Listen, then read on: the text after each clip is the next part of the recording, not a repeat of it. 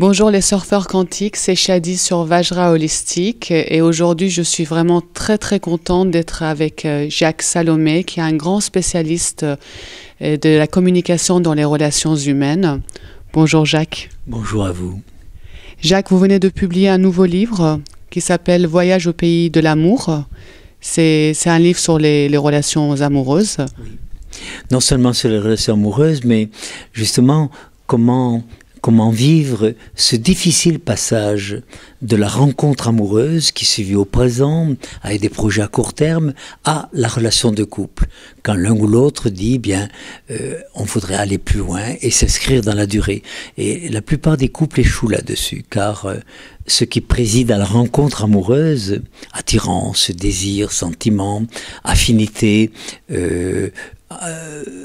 projet à court terme pour le week-end prochain, pour les vacances de Pâques qui arrivent, peut-être pour les vacances d'été, n'ont rien à voir avec ce qui doit être présent dans la relation de couple. Il y a 5 conditions pour vivre en couple dans la durée. Être délié, pour s'allier, mettre une alliance, il faut être délié. Si je vous disais les chiffres, vous allez être effrayés. 40% des couples, un des deux, n'est pas délié, soit de sa mère, de son père ou d'un précédent amour. Pour s'allier, être délié. Deuxièmement, être capable de s'engager. Et être capable de s'engager, ça veut dire choisir. Choisir, c'est renoncer. Si je vous choisis, je renonce aux 3 millions, enfin, elles ne sont pas toutes candidates, je renonce aux autres. Et si vous me choisissez, vous renoncez à vivre avec d'autres hommes ce que vous pourriez vivre avec moi. Et s'engager, ça veut dire aussi avoir une capacité d'autonomie suffisante pour ne pas faire dépendre ses besoins de l'autre. Ce qui fait qu'au début d'une relation amoureuse, si l'un dit « j'ai besoin de toi pour vivre », il faut fuir à toutes jambes parce qu'il va vous mettre au service de ses besoins. Il va vous mettre en dépendance. Donc, être délié, s'engager, se projeter dans l'avenir. Est-ce que je me vois vivre? Est-ce que je me vois vivre avec cette femme? Est-ce que je me vois vivre avec cet homme? Est-ce que je la vois comme la mère de mes enfants? Est-ce que je le vois comme le père de mes enfants? Et la dernière des conditions, se proposer une relation suffisamment vivante. Parce que ce n'est pas l'amour qui maintient 2 êtres ensemble dans la durée. C'est la qualité de la relation. Et aujourd'hui, cette qualité manque. 2 couples sur 4 se séparent. Et justement par rapport à ce que vous me dites, le sujet sur lequel j'aimerais que nous parlions, c'est le fait que souvent nous, dans une relation de couple, nous sommes tiraillés entre le besoin d'espace et le désir d'intimité. Et c'est assez difficile de pouvoir gérer ça. Non, c'est très juste ce que vous dites. Ça veut dire que dans tout couple, il y a ce que j'appelle des forces d'éclatement et des forces de cohésion. Et toute la vie d'un couple va être cette tentative de cohabitation entre forces d'éclatement, besoin d'espace, besoin de liberté, besoin d'intimité personnelle, et en même temps des forces de cohésion, partager le plus de choses possible, intimité commune et partagée. Donc, un couple, c'est cette cohabitation entre intimité personnelle et réservée. Il y a des choses, ma chérie, que je ne vivrai pas avec toi, que je vivrai pour moi, et il y a des choses que je vivrai avec toi. Intimité personnelle et réservée, intimité commune et partagée. Il y a la question du territoire. Dans tout couple, que ce soit un appartement ou une maison, qu'importe, chacun devra avoir un espace qui est à lui, sur lequel l'autre n'aurait pas à mettre les pieds. Ça ne peut être qu'un fauteuil parfois, un petit coin. Si on a une chambre, tant mieux, une pièce. Parce que, par exemple, quand vous rentrez du travail le soir, vous n'avez pas toujours envie de rencontrer l'autre. Vous avez surtout besoin de vous rencontrer vous. Et vous rencontrez vous en premier pour pouvoir mieux rencontrer l'autre et partager tous les possibles d'une soirée, pas simplement un repas, mais des partages, des échanges, une relation sexuelle ou intime, etc. Donc, ce difficile combat risque d'affrontement entre force d'éclatement et force de cohésion, tous les couples le vivront. Voilà.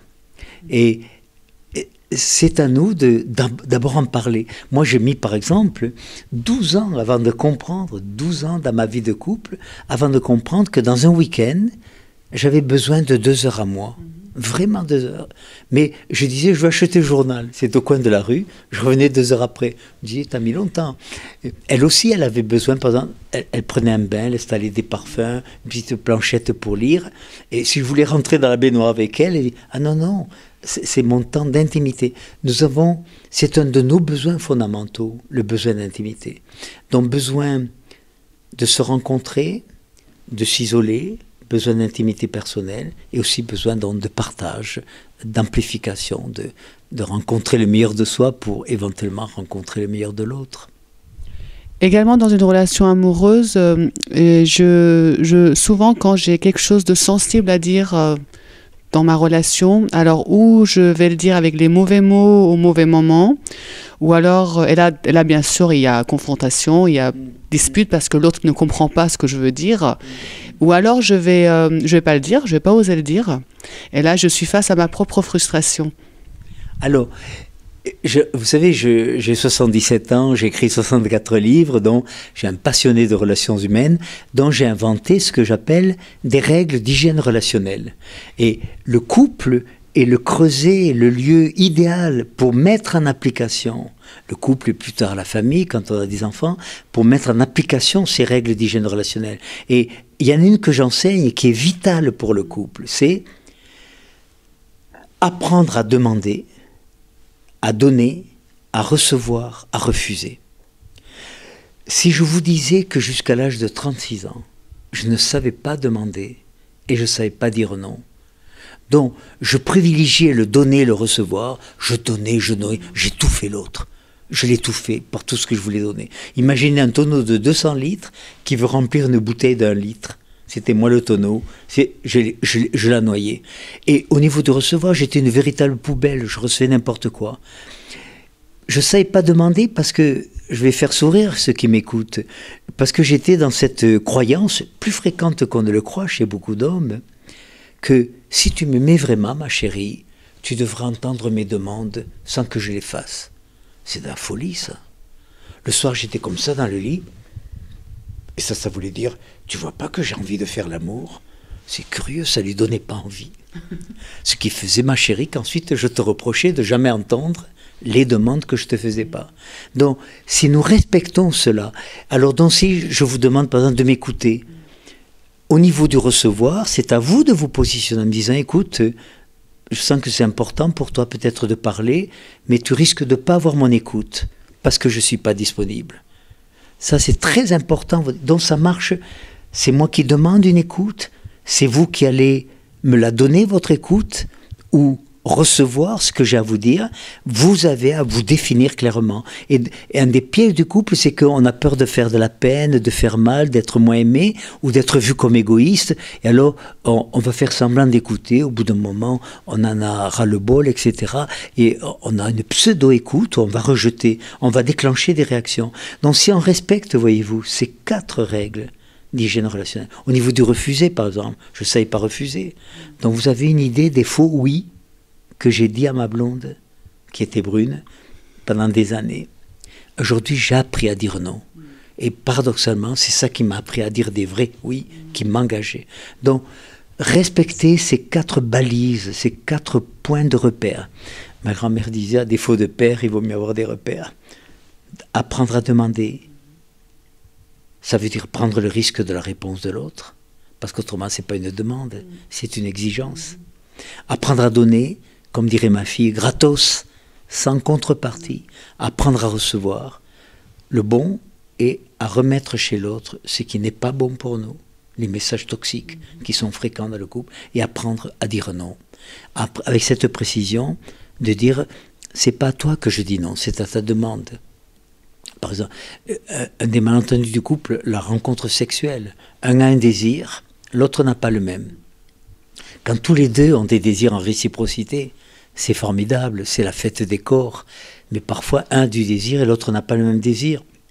Eh bien, celui qui dit non, il devrait dire, attends, c'est pas à toi que je dis non. C'est à ta demande de faire l'amour. C'est pas toi que je rejette. J'ai pas le même désir que toi. Je dis non à ton désir de sortir, de faire l'amour, d'aller chez ta mère ou d'aller au cinéma ce soir. Voilà. D'ailleurs, par rapport au désir, c'est un grand dynamique, le terme de désir.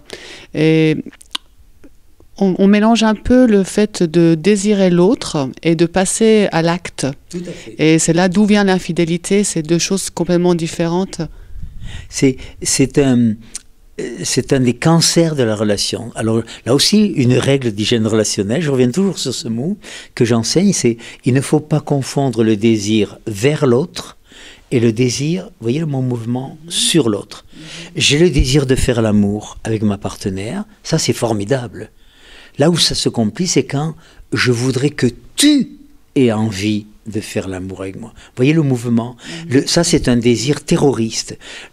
Donc, qu'il y ait du désir qui circule dans un couple, c'est formidable.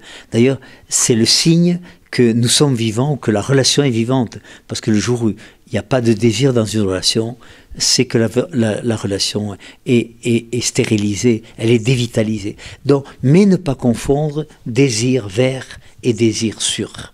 Voilà. Et vous l'avez très bien dit, je peux avoir le désir ce soir de faire l'amour, et c'est un bon désir, je peux rester habité par ça. Mais souvent, nous confondons le désir et tout de suite réalisation. Et quand l'autre nous dit non, nous croyons que ça va blesser notre désir. Non, il ne se concrétise pas, il ne se réalise pas ce soir ou à ce moment-là.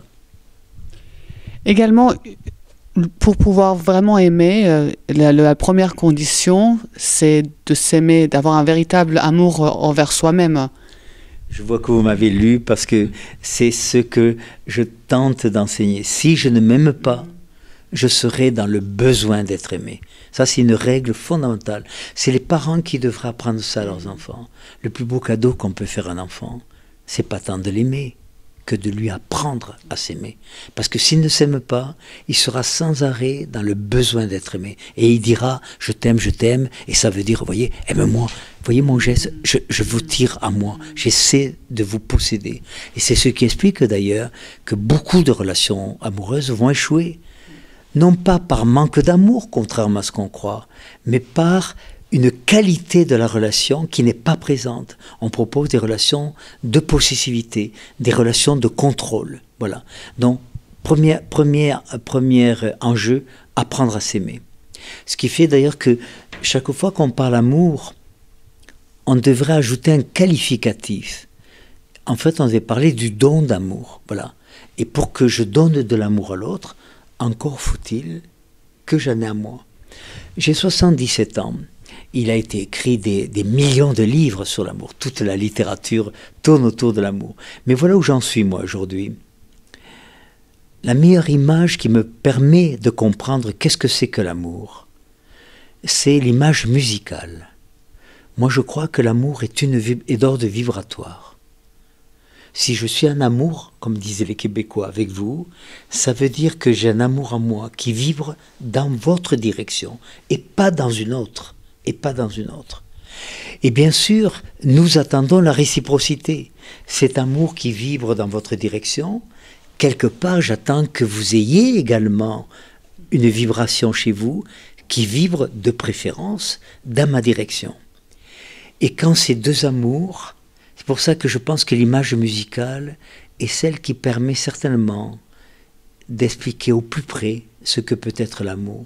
C'est semblable à une note de musique qu'il y a chez moi, une note de musique qu'il y a chez vous ou chez l'autre, et quand ces deux notes de musique se rencontrent, qu'elles vibrent ensemble, qu'elles s'harmonisent, et que ça fasse du Mozart, ou du Bach, ou du Jean-Jacques Goldman, ça c'est ce que je souhaite à tous ceux qui m'écoutent, de rencontrer au moins une fois dans leur vie un amour qui vibre en eux, qui rencontre notre amour, qui vibrent dans leur direction et que cet amour s'accorde, eh bien c'est plus rare qu'on ne le croit. Et pour moi c'est un des mystères de l'amour. Qu'est-ce qui fait que des fois, et ça m'est arrivé dans ma vie, qu'est-ce qui fait que je me sens en amour vers quelqu'un? Ça vibre. Je sens que l'autre m'aime, je sens qu'il y a de l'amour chez l'autre, ça vibre. Mais quand ces deux amours se rapprochent, telles deux notes de musique, elles ne s'accordent pas. Ça fait un couac. Et alors le drame, c'est qu'on va rester ensemble, avec l'espoir que ça s'accordera. J'ai 77 ans, je n'ai jamais vu un couac se transformer en Mozart. Donc il faudra avoir le courage de renoncer à la relation. On va se faire souffrir, on va se pourrir la vie, on va galérer pendant des années avec l'espoir. Ça, c'est un des mystères de l'amour. Qu'est-ce qui fait que certains amours s'accordent, vivent ensemble, et que d'autres ne s'accordent pas, ne vivent pas ensemble? L'autre mystère de l'amour, c'est que nul ne sait à l'avance la durée de vie d'un amour. Je vous aime ou j'aime l'autre. Je ne sais pas si mon amour pour vous, pour l'autre, durera 3 ans, 4 ans, 40 ans. Vous ne savez pas ou l'autre ne sait pas la durée de vie de son amour. C'est pour ça que c'est toujours une relation à risque. Et c'est pour ça aussi qu'il faut le vivre au présent. Le vivre au présent. Si vous êtes en amour, si l'autre est en amour, mais il n'y a rien de plus merveilleux qui puisse nous arriver. Vivons-le au présent, puisque nul ne sait à l'avance la durée de vie de l'amour. Quand je parlais de ça à mes enfants, ils se mettaient à hurler. Mais papa, quand on aime, c'est pour toujours, etc. Et ils ont découvert très rapidement que un amour, comme tout ce qui est vivant sur cette planète, toute l'histoire de l'humanité nous l'apprend depuis toujours. Le propre du vivant sur cette planète, c'est que ça a une durée. Et que pour que ça dure, d'ailleurs, il faut l'entretenir. Donc, il faut proposer à son propre amour et à l'amour de l'autre une qualité de relation qui va faire que ces amours vont durer, perdurer et peut-être s'épanouir ensemble. Ou, s'il n'y a pas une relation de qualité, se stériliser, se dévitaliser. Et on se réveille un matin, 10 ans après, 15 ans après. Qu'est-ce que je fais là? Si je suis honnête avec moi-même, je ne peux plus appeler amour les sentiments que j'ai vers l'autre. Alors je lui dis, j'ai de l'affection pour toi. Affection. C'est un mot redoutable, parce qu'on dit aussi, j'ai une affection pulmonaire. Il faut se méfier de ce mot.